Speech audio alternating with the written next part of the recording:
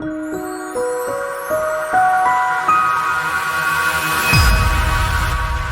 next up is Paramjeth. Paramjeth, can you share your PowerPoint? Yeah, I'm trying. Just a minute. Okay, and then just remember you only have 10 minutes. I know you have a rather long PowerPoint, so you're going to have to like warp speed it a little bit. Okay, my son is helping me.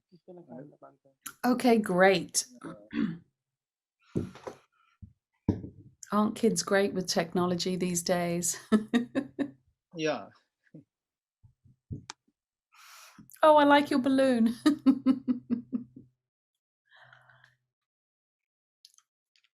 All right, Paramjeth, your video went off and you're muted now.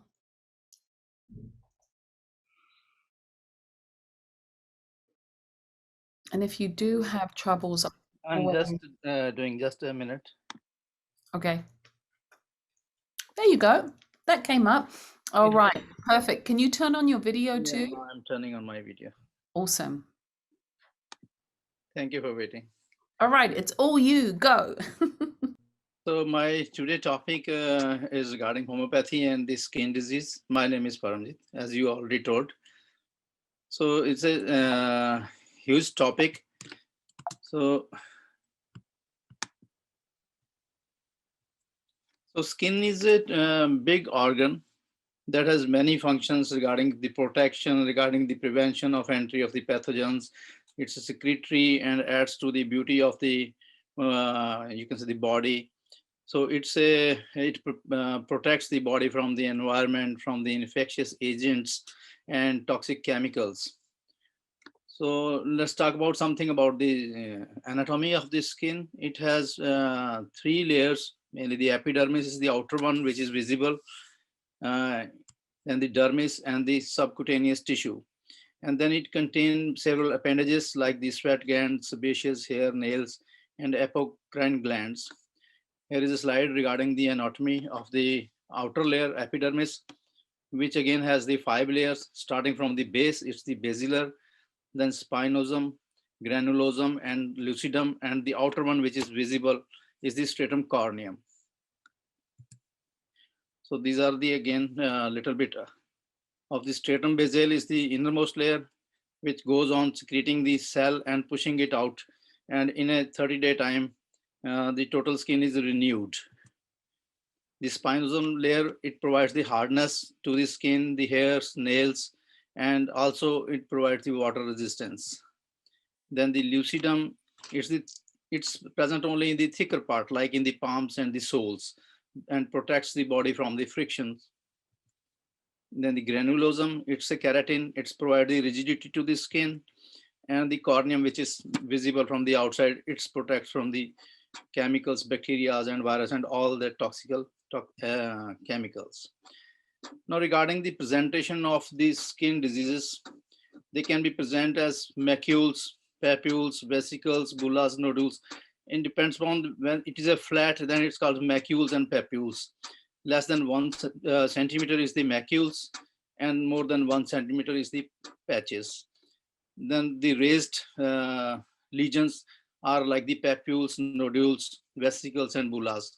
Less than 10 millimeter is the papule, more than 10 millimeter is the nodule, and bigger than that is the plaques. Then when it contains the fluid, these papules or nodules, when they contain the fluids, they become vesicles. Less than 10 millimeter is the vesicle, and more than 10 millimeter is the bullous. And when the secretion converts into pus, it becomes pustules.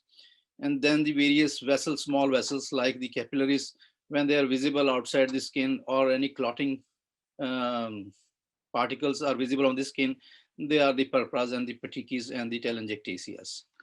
And this slide shows how these all lesions they present.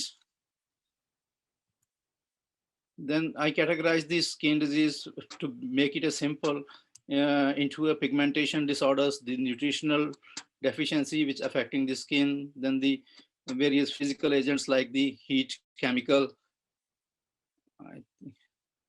yeah, heat and chemical. It's Okay.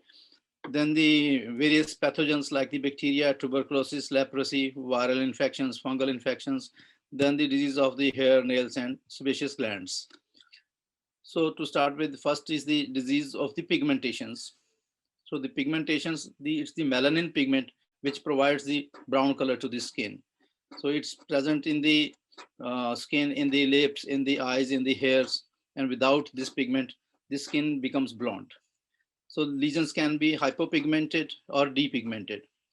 And when it's absent in the hair becomes white. It can affect any part of the skin, but more common area is that on the parts which are exposed to the trauma, like the knees, the elbows, the ankles. And the various remedies are the argenticum, calcareum, lycopodium, and then is the chloasma or melasma. It's the change in the pigmentation mainly on the face, on the cheeks, on the forehead, or around the nasal bridge. And is associated with the mainly the hormonal changes like the estrogen, progesterones. So mainly in the pregnancy, and on females on the birth control pills or overexposure to the sun. So the various remedies in anemic persons are the calcium, nitratum, and phos. And that in the chloasma of the pregnancy, it's the sepia, and plumbum in the chloasma due to the climacteric. Climacteric is the menopausal period. So disease of, then is the photodermatitis, when there is exposed, overexposure to the sun. So the skin becomes the red, or you can say due to the irritation of the ultraviolet lights. So the remedies are the apis, cantharidum, and natam, when for the clearance of the hyperpigmentation. Then are vitamin deficiencies, but the vitamin A deficiency, they causes the ferrinoderma. The skin becomes hard here, and there is follicular papules accumulate on the skin. So take the diet rich in vitamins A, and the sulf and natam are the remedies. The deficiency of nicotinic acid causes the pellagra. So pellagra can present as the diarrhea and dementia. Dementia is the loss of memory, and then is the peripheral neuritis. The tongue become red, beefy. The remedies are the arsenicum, bovium. Then if there is diarrhea, the China can be used. Deficiency of B2. B2 is the riboflavin. So there occurs the fissuring of the angle of mouth. The tongue becomes sore. Their skin becomes seborrheic, and this more affects the nose, eyes, or the ear. And the remedies are the natrum and mercurium. Deficiency of vitamin C. It's mainly the vitamin of deficiency C occurs in the old age, where the patient cooks for himself, person cooks for himself, and mainly they depends on the bread or the coffee. So there is deficiency of a lot of vitamins, and vitamin C is the main. So there becomes the purpuric spots, there is bleeding gums and swollen gums. The remedies are the graphitis and sulfurous. So second category is the disease due to the physical agents. So physical agents can be sunlight, can be cold, can be friction, can be any trauma. So the friction blisters, they are caused due to the wearing of the tight shoes, usually on the back of heel and dorsum of the toes. Allium cepa is the remedy of choice. Other remedies are arsenicum, calcareum, and silica. Then the callosities. Callosities are the thickening of the skin. It's due to the repeated friction of low intensity, common on the hands and soles, and on the metatarsals of the foot. And the remedy is the calcarea phos and ruta. And then this is the corn. Corns, it is produced by the repeated frictions for a long time, and usually due to the ill-fitting shoes. And it can be painful when it's near to the some nerve.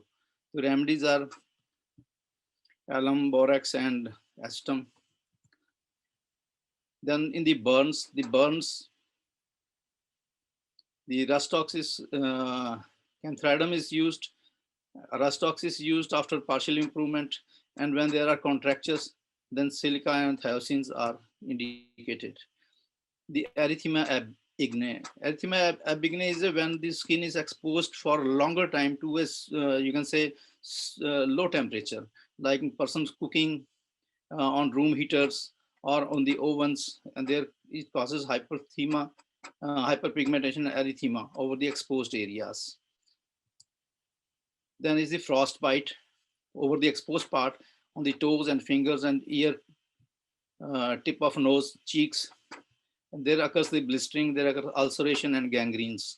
So remedy is the when there are chilblains appears, then arsenicum and sulfurium. And in Hey, one minute to wrap up. Okay. Then I'll jump to bacterial infections.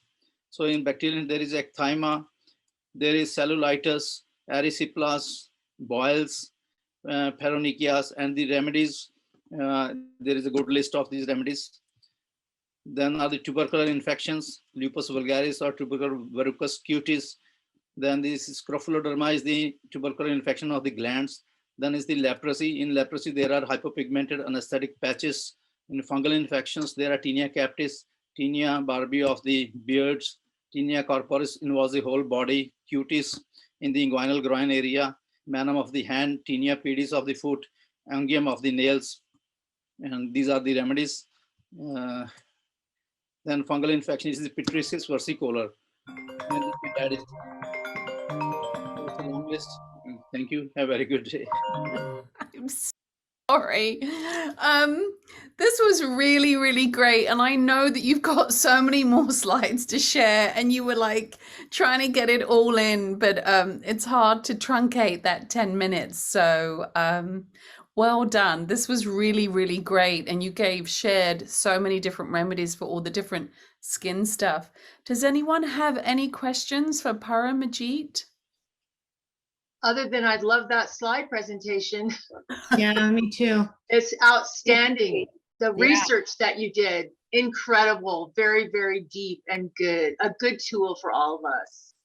I feel like we need all the long ones that got truncated on a like part 2.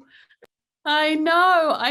Unfortunately, otherwise we'd be here until midnight today. But yes, remember, unless someone doesn't want to share their PowerPoints, I am going to share them with all of you. So you will get everybody's, the ones that have been sent to me anyway. Oh, wonderful. Because I was actually looking for like a summary of like skin conditions for a long time. This is amazing. Thank you for that.